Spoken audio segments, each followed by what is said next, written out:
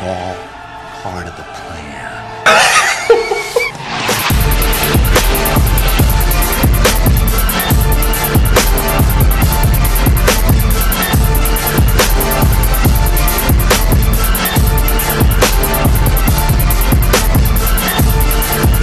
People don't like you for being yourself.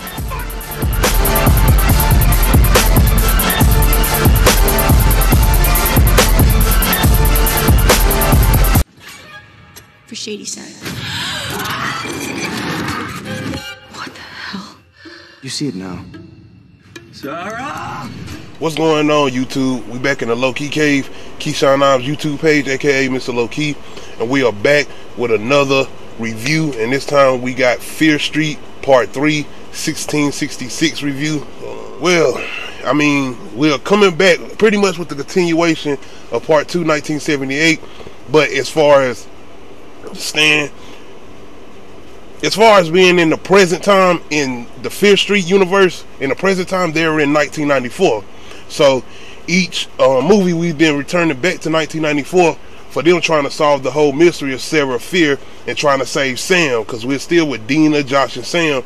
And in Part 2 they came across Ziggy, which they thought was the other sister which had died, but it turns out it was Ziggy, and Ziggy is the lone survivor of the 1978 Nightwing camp.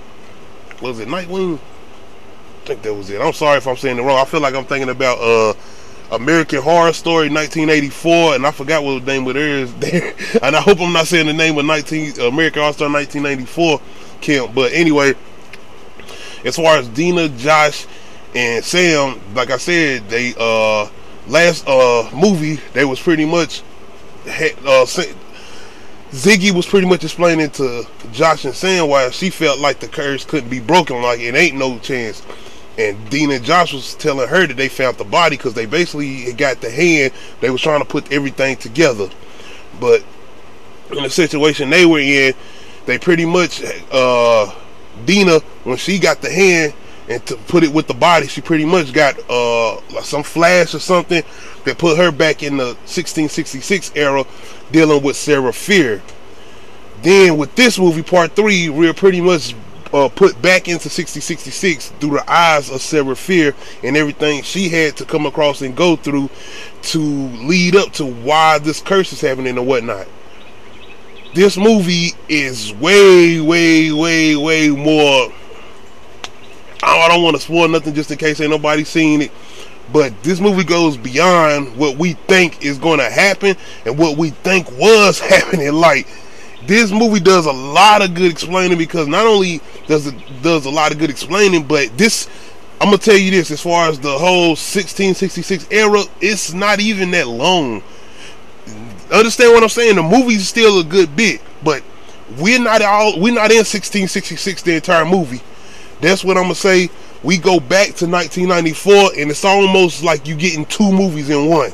That's the part I will give away and say, and I love that. I actually enjoyed that a lot. It's some surprises. I'm telling you, this movie has a lot of surprises. And when we do jump back into 1666, we get a lot of the similar actors, the people who played different roles in the other movies, but we're looking through the eyes of these people. But in reality, these aren't the people what they look like. They look like their other counterparts that was in that era. Like I said, what we get with 1666, we're not just getting the introduction to Sarah Fear and everything that happened with her and why we are engaged into this curse. We get revelations. It's twist. I'm telling you, it's a twist. And I actually enjoyed that twist, because I wasn't even looking forward to no twist, another twist or whatnot. I was just thinking, okay, we're going to go through this and see what happened with her origin story, basically. And then we're going to get to them trying to wrap everything up as far as putting the hand with the body. But it's so much more than that. It is so much more than that. And I enjoyed that. And we're getting scenes like, I'm telling you, that third act is boom. It's bananas, the third act. And it's like, you got certain shit, I don't want to give nothing away, but it's certain shit people been asking for as far as horror movies. And I'm gonna say this, we have some Freddy vs. Jason type shit goes on in this. I'm telling you, it is a really good scene, and I actually wish they would have lingered on it a little bit more, but it's some Freddy versus Jason type shit that goes on in this, and I was like, oh no, we're not gonna do that, are we? I love this. I love the way we doing this, because it's like, I'm telling you, and it's not just two people, it's a combination of killers, and I'm telling you, it's on par with some Freddy versus Jason type shit, and it was a very entertaining scene. That's one thing I say. What I want to say about this whole trilogy series, you have sequels out here. You talking about Scream 1, 2, 3, Halloweens, the Friday the 13th. I'm talking about a combination of sequels all throughout. You have somebody come in and make 3 movies and combine them into one story, but it's still 3 different movies. These are 3 different movies, not 3 different movies in the aspect as far as storytelling, because they are one story, but there's still 3 different movies telling the story from 3 different eras. And the way they do these by putting them out like this, and I'm like, did she direct these 3 back to back to back? Because you have trilogies, multiple horror movie sequels out here that can't live up to the next one, and these motherfuckers are made years apart. You see what I'm saying?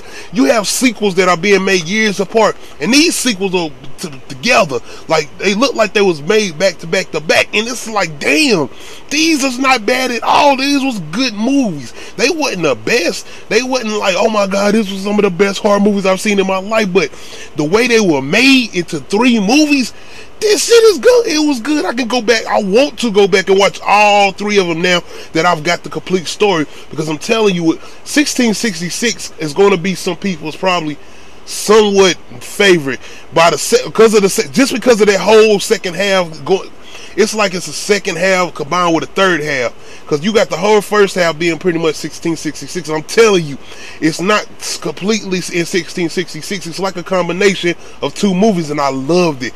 It was so worth, because I was wondering, like, how they gonna wrap this all up after they doing this? That's why I thought it was just one story completely on how Sarah Fear became who she was as far as the curse and the witch. But I'm telling you, this is a flip upside down. I'm telling you, it's a twist, and you're like, wait a minute, whoa, I didn't know we was doing this, and it's a pretty good twist. I'm telling you, I don't know if people would have guessed it. I don't think people, I really don't. I didn't, and when I seen it happen, I wasn't sitting there like, oh shit. Oh, I was like, okay, I like that. Like, I really enjoyed this twist. I didn't see it coming. It wasn't the biggest, like, oh my god, but I'm telling you, I think a lot of people are not going to see this coming, because once Ziggy had told them in part 2, 1978, that there's no ending to this curse, you can't end it, and then you had them trying to do what they was doing with the hand and the body, and then we get to part 3, which is 1666, and you get so many revelations, and so much is going on. It's not like it's a bunch where you got to sit there and take notes and study. It's a big revelation. It's a big reveal in 1666 leading back up to 1994, because I'm gonna give this away. I'm gonna tell you right now, when we get certain things that happen, like, it's a whole credit. This is what I mean by almost being like 2 movies. There's a whole credit that come across the screen that says Fear Street 1994 part 2. I'm like, wait, are we? Because I thought at first they were about to be like, to be continued, like they surprised, like it's a surprise they're gonna do a whole nother movie. But no, it goes on and continues, and I'm like, oh, so it's almost like you getting a whole nother movie in one. And the way, like I said, they set things up in a way, and I'm like, I was wondering, like, why they doing this backwards? You know, like doing 1994 first, then 1978, then doing 1666, then the way it ends and how they get everything combined. It's like, oh, okay, I'm telling you, it's just the way they write it, the way they wrote this, and the way they directed this. It is really, really good, and the way they did it was just, to me, I just ain't seen shit like this, as far as them being able to make movies this fast, and not only that, make them good, and make them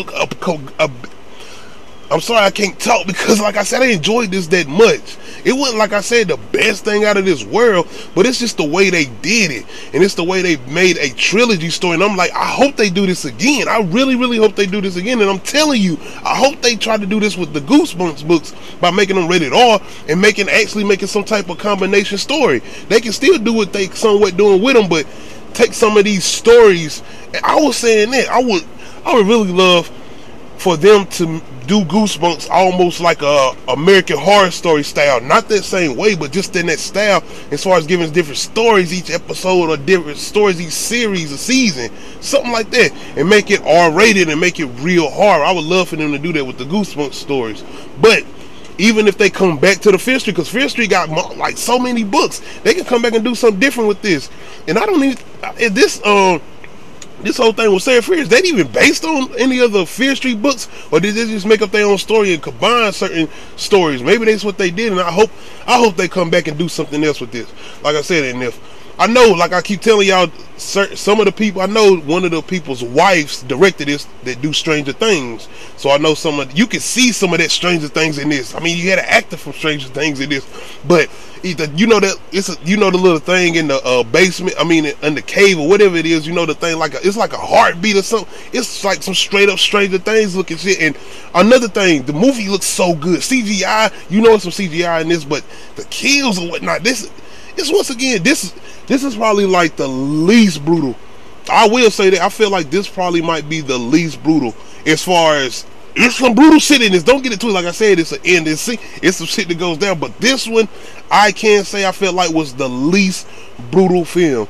It's a scene in here in 1666. It's crazy. I'm telling you, it's a crazy ass scene in here. What they do in 1666. But as a overall story, trilogy story, this has got to be at the top as far as horror trilogy stories. It's definitely got to be.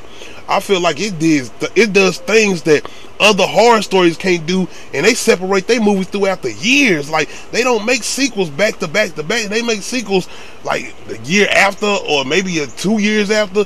So what they was able to do with this, as far as Fear Street, it's definitely should be at the top as far as horror trilogies.